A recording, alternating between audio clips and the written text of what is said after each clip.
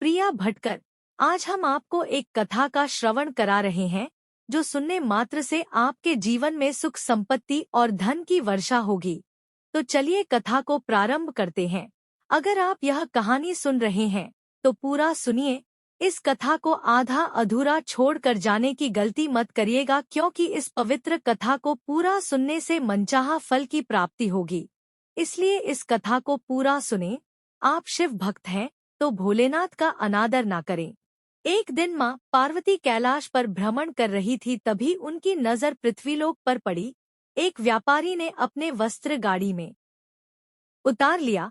गाड़ी वाले को भा व्यापारी कहता है, ये लो तेरे आज की कमाई के 200 रुपए। व गाड़ी वाला पूरा दिन मेहनत करके सिर्फ ये 200 रुपए की कमाई करता है। अब इसमें से 50 रुपए दूध के, 250 सब्जी के, बाकी 60 रुपए बचे हैं जो पूरे 2 दिन उसे चलाने हैं। इधर वह व्यापारी कहता है, ये हो गए पूरे 50,000 रुपए, इन्हें तिजोरी में रख देता हूँ। और वह तिजोरी में रखते दूसरे दिन सारी बेचने के लिए बाजार में चला जाता है और फिर बाजार में जाकर वह सारी बेचना शुरू करता है। तभी एक व्यक्ति कहता है, नहीं भैया, ये बहुत महंगी साड़ी है, कोई सस्ती सी दिखा तो। हाँ, ये 150, 100 और 100 वाले ठीक है। हाँ बढ़िया, ये तीनों साड़ी पाकर। तो उधर दूसरा व्यक्ति कहता है, भैया मुझे कम से कम 5,000 वाली अधिकारी दे दो। ये सब माँ पार्वती गरीब और अमीर दोनों को देख रही थी। आखिर जिसे जो चाहिए उसे मिलता नहीं, और जिसके पास पहले से हो उसे और मिल जाता है। इस प्रश्न का उत्तर तो महादेव ही दे सकते हैं। धरती का ये नजारा देखकर माँ पार्वती भगवान शंकर के पास जाती हैं। महादेव, मैंने देखा है कि पृथ्वीलोक पर जो व्यक्ति पहले से ही गरीब और दुखी है उसे और ज्यादा दुख मिलता है, और जो सुख में है आप उसे दुख नहीं देते। ऐसा क्यों होता है? क्या देवों के देव महादेव, ये आपकी कौन सी लीला है? देवी पार्वती, इस बात का उत्तर जानने के लिए आपको हमारे साथ पृथ्वीलोक पर चलना पड़ेगा। वहाँ के प्राणियों का हाल चाल जाना होगा और वहीं पर इस प्रश्न का उत्तर आपको प्राप्त होगा। फिर भगवान शिव के कहे अनुसार कुछ समय बाद माँ पार्वती उनके साथ मृत्युलोक में अपना रूप प्राणियों की तरह करके उन सबका हालचाल जानने के लिए चल पड़ी। तभी रास्ते में उन्हें गरीब पति पत्नी जाते दिखाई दिए और वह दोनों आपस में बात कर रहे थे कि महिला में कुछ समझ नहीं आ रहा था, इसलिए हम लोग कुछ नहीं खरीद पाए। तब उसकी पत्नी कहती है, हमारी गरीबी के दिन कब दूर होंगे। वो चंदन ने फिर एक नई जमीन खरीदी। फिर उसका पति कहता है, सबका भाग्य एक सा नहीं होता है। उसके भाग्य में अमीर बनना लिखा है, पर हमारे भाग्य में नहीं। भगवान की इच्छा होगी तो हम भी अमीर बन जाएंगे। पता नहीं कौन से पिछले जन्मों के कमों की सजा भुगतनी पड़ रही है, न जाने कौन से बुरे पाप किए थे। फिर माता पार्वती कहती है कि महादेव, आप इन युगल को कुछ ही समय में धनवान बना सकते हैं। मेरे कहने पर आप इन्हें धनी बना दीजिए। कितने दुखी हैं ये बेचारे। फिर भगवान शिव कहते हैं कि देवी पार्वती, इन दोनों का भाग्य में भी धनी होना नहीं लिखा है। फिर माता पार्वती कहती है कि महादेव, जब हम इन्हें धन संपदा देंगे तो उनकी गरीबी अपने आप दूर हो जाएगी, फिर वे धनी और सुखी हो जाएंगे। कृपया आप इनकी सहायता कीजिए। तब फिर भगवान शिव कहते हैं कि देवी पार्वती, मैं तुम्हारी इच्छा अनुसार इन्हें धनवान बना देता हूँ, लेकिन उसको धन संपदा प्राप्त होना या न होना उसके कर्मों पर निर्भर करता है। पार्वती जी के कहने पर भगवान शिव ने सोने की अशर्फियों से भरी एक पोटली उस दोनों दंपति के रास्ते में डाल दी। पोटली से कुछ दूरी पर उस दंपति की नजर गुजरते हुए एक अंध व्यक्ति पर पड़ी। सुनो जी, हम तो गरीब है इसलिए दुखी है, पर ये सामने वाला व्यक्ति तो नेत्रहीन है। मगर मुझे एक बात समझ नहीं आ रही है कि ये नेत्रहीन लोग कैसा जीवन अपना व्यतीत करते हैं। आखिर उसका पति कहता है, हाँ, बड़ी मुश्किल होती हो तो किसकी पत्नी कहती है, आज हम लोग भी इन बेचारों की तरह नेत्रहीन बनकर देखते हैं। फिर उसका पति कहता है, चलो चलकर देखते हैं, देखें ये कैसे जीवन जीते हैं। फिर पति और पत्नी आंखें बंद कर एक दूजे का हाथ थामे चलने लगे। सोने की अशर्फियों की पोटली रास्ते में ही पड़ी रह जाती है और वे दोनों उस पोटली के करीब से गुजर जाते हैं। फिर भगवान शिव कहते हैं, देखो देवी पार्वती, इनके भाग्य में अभी भी गरीबी ही है। अब हम लोग कुछ दिन धरती पर ही रहेंगे। यहाँ मानव स्वरूप में रहकर मैं तुम्हारे मन के सभी संदेहों को दूर करना चाहती हूँ। फिर भगवान शिव और देवी पार्वती ने मानव के रूप में धारण किया और पति पत्नी के रूप में एक गांव के पास आश्रम में चले जाते हैं। शाम के समय देवी पार्वती भगवान शिव से कहती है, प्रभु मैं रसोई की तैयारी शुरू करती हूँ। यदि हम यहाँ पृथ्वी लोक में रहने आ चुके हैं तो हमें भोजन की व्यवस्था भी करनी होगी। मैं चूल्हा तैयार करती हूँ, आप तब तक भोजन बनाने के लिए सामग्री ले आइए। माँ पार्वती चूल्हा तैयार करने के लिए बाहर से ईंटें लेने गई। चूल्हा तैयार करने के लिए माता पार्वती को एक टटा मकान दिखाई दे रहा था। फिर सोचती है कि इसकी ईंटें मेरे काम आ जाएंगी, यही ले लेती हूँ, इससे चूल्हा तो तैयार हो जाएगा, महादेव भी आते ही होंगे। माँ पार्वती ईंट का चूल्हा बना लेती है। तब भगवान शिव आ जाते हैं। आप आ गई, ये देखिए मैंने चूल्हा तैयार कर लिया है, पर आप खाली हाथ क्यों लौट आए स्वामी, भोजन कैसे बनेगा।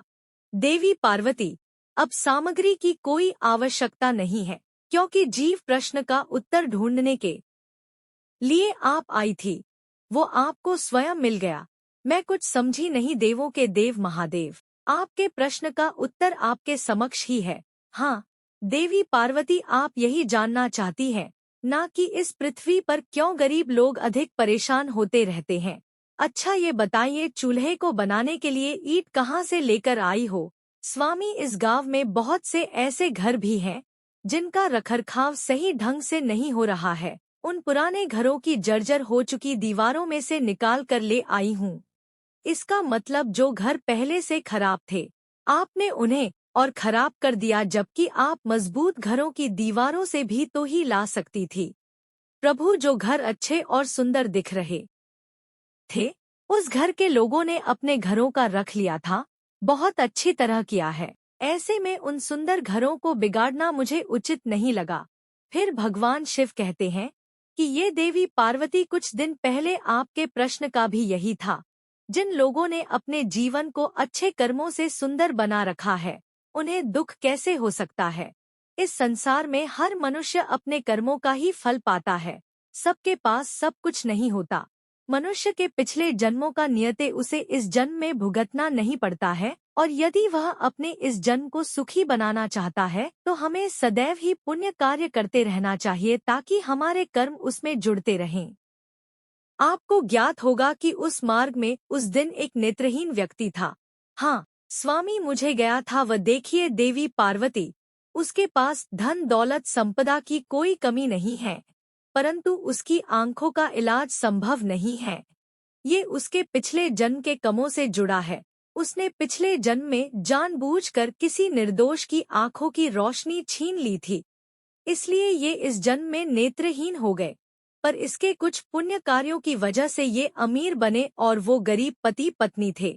वो दोनों पिछले जन्म में एक कंजूस अमीर सेठ थे जो कभी भी कोई दान पुण्य नहीं करते थे, इसलिए इस जन्म में उन्हें गरीबी और दुख मिला।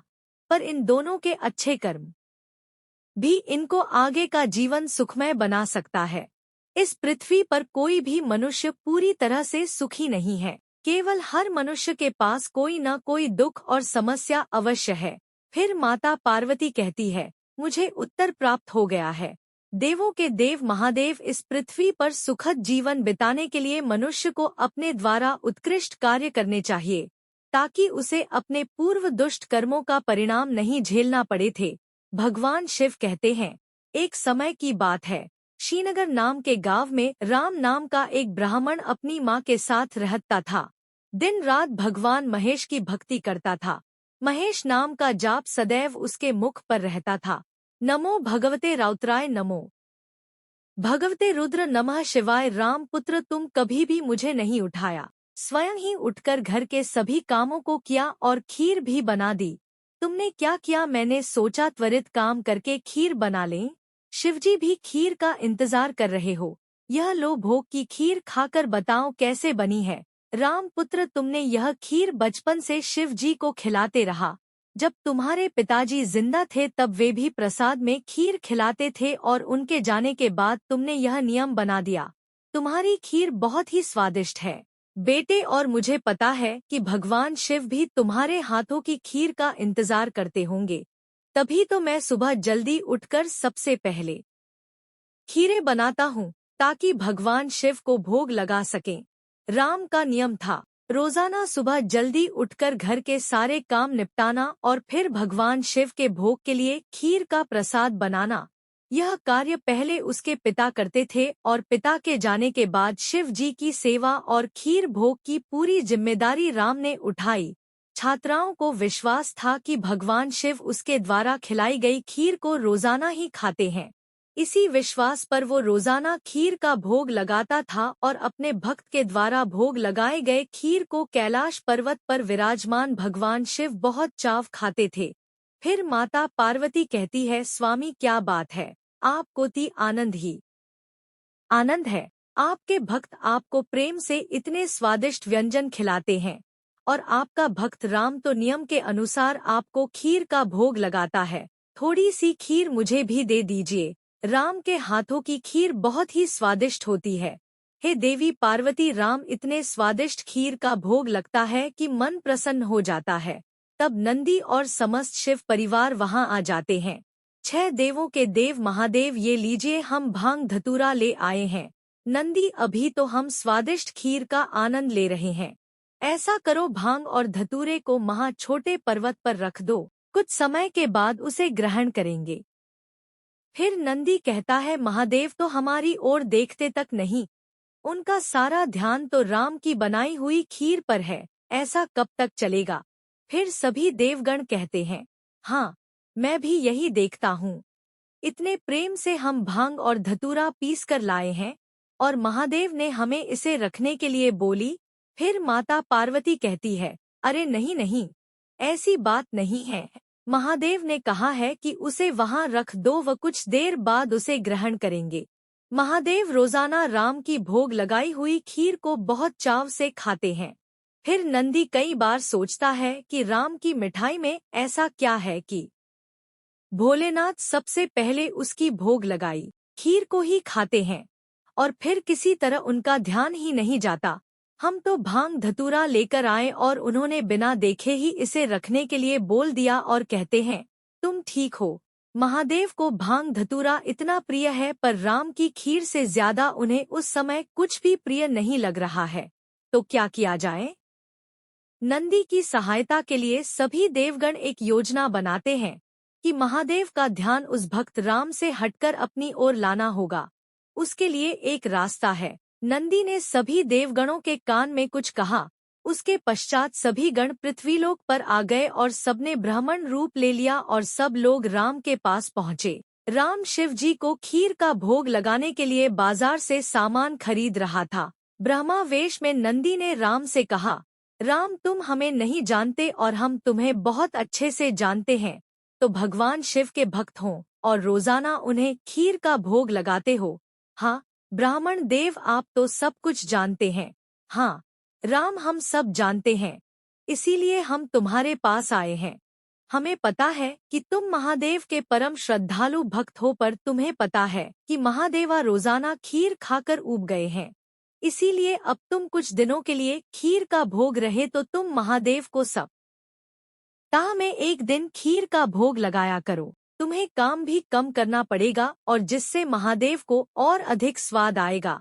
अब महादेव को इतने सारे भक्त पूजते हैं, महादेव भी तो इतने सारे भक्तों के द्वारा दिए भोग को ग्रहण करते हैं, उनका पेट बहुत भर जाता है।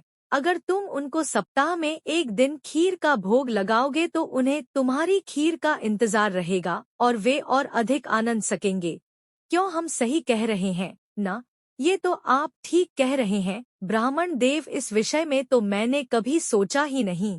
अब मैं एक काम करता हूँ, मैं सप्ताह में एक दिन ही भगवान शिव को खीर का भोग लगाया करूँगा ताकि वह और भी भक्तों का प्रसाद ग्रहण कर सकें और फिर उन्हें मेरी खीर का बेसब्री से इंतजार है। भोला भाला राम देवगणों की बातों में आ गया। देवगण खुशी खुशी कैलाश वापस लौटे। अब शिव जी रोजाना राम की खीर का इंतजार करने लगे कि कब राम उन्हें भोग लगाएं, और कब खीर का भोग था। पर कुछ दिनों तक राम ने खीर का भोग बनाया ही नहीं, तो शिव जी को खीर कहाँ से मिली। अब सप्ताह में एक दिन राम ने खीर का भोग लगा दिया तो शिव जी ने खीर खाने, फिर उसके बाद कुछ दिन और खीर नहीं मिली तो भगवान शिव सोच में पड़ गए। उन्होंने अपने नेत्र बंद किया और उन्हें सारी सच्चाई पता लगी और भगवान शिव को गुस्सा आ गया। शिव जी को गुस्से में आया देख सभी देवगण उनके समक्ष हाथ जोड़कर खड़े हो गए। नंदी, श्रृंगी, वीरभद्र, भैरव, तुम सभी देवगण जानते भी हो कि तुमने क्या किया है। मेरे भक्त राम के द्वारा भोग में अर्पित की गई खीर मुझे कितनी प्रिय है और तुमने उसे खीर का भोग रोजाना लगाने के लिए मना कर दिया। महादेव हमें क्षमा करते थे, हमसे भूल हो गए महादेव। तो हम यही सोचते थे कि आप हमारी ओर ध्यान नहीं दे रहे हैं। अच्छा, तो ये कारण है और तुम सब ये नहीं जानते कि मेरा प्रेम अपने सभी भक्तों पर एक समान है। मैं कैसे भूल सकता हूँ। तुम मेरे हृदय में विराजमान हो। तुम सब मेरी ही शक्तियों से हो। इस संसार में मेरे प्रत्येक श्रद्धालु भक्त मुझे समान रूप से प्रिय है और मैं हर श्रद्धालु भक्त के हृदय में निवास करता हूँ। इसलिए मेरा प्रेम कभी भी कम या अधिक नहीं हो सकता। जैसे माता पिता के लिए उनके सभी बच्चों में प्रेम एक समान होता है, फिर तुम यह कैसे भूल सकते हो। भगवान शिव की बातें सुनकर सभी शिवगण समझ गए कि उन्होंने कितनी बड़ी भूल कर दी। सचमुच महादेव का प्रेम तो अपने सभी भक्तों के लिए एक समान रहता है। इसके बाद सभी देवगण फिर से एक बार राम के पास गए और कहा, राम, हमें भगवान शिव का संदेश आया है। वो कह रहे थे कि तुम्हारी खीर इतनी स्वादिष्ट होती है कि वो सप्ताह भर की प्रतीक्षा नहीं कर सकते। सप्ताह में एक दिन भूख से उनका मन ही नहीं भरता, इसलिए उनकी आज्ञा है कि तुम रोजाना ही उन्हें खीर का भोग लगाया कर। आप सच कह रहे हैं ब्रह्मदेव, भगवान शंकर को मेरे हाथों की बनी खीर इतनी प्रिय है।